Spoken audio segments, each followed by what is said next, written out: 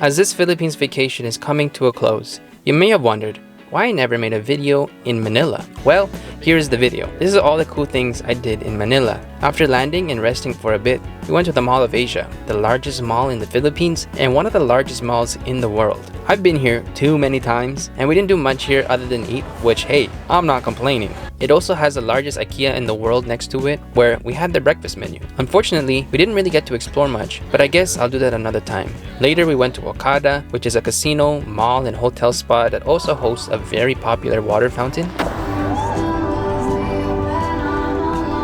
It is a fun experience, just be prepared to get a little wet if the wind is not blowing in your favor. We also went on an Intramuros tour, which has a lot of historical sites preserved during the Spanish colonial rule. We saw the San Agustin Church, Fort Santiago, Casa Manila, and the Manila Cathedral, which we saw from the roof of La Cathedral Cafe. We also got to see Jose Rizal.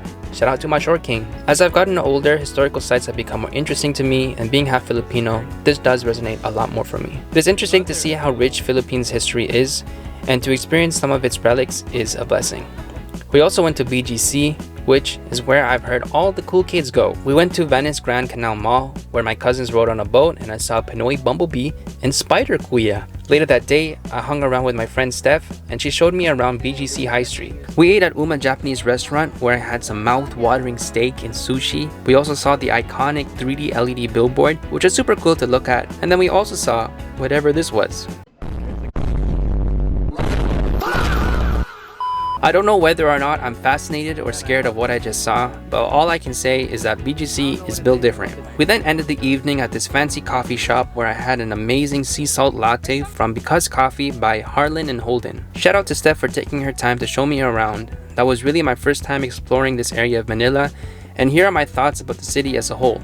It's huge, with an endless amount of things you can do and see. For a lot of people, especially foreigners visiting the Philippines, Manila might be an attractive tourist destination due to its development and familiarity to Western cities, especially in areas like BGC. For me personally, with my mom being from the Iloilo province, I have always gravitated towards provincial areas rather than cities. Despite BGC resembling cities we may find in the West, I almost felt out of place there. In the province, I'm more used to rough but relatively clear roads, more greenery, and a more casual environment. However, the city offers ridiculously heavy traffic, endless infrastructure, and a fast-paced and almost performative environment. However, I still love visiting the city, with its fun activities, amazing food, and urban familiarity. But my heart leans towards my mom's hometown in the province. But I guess that's one of the beauties of the Philippines. You get the diversity of both the city and the province.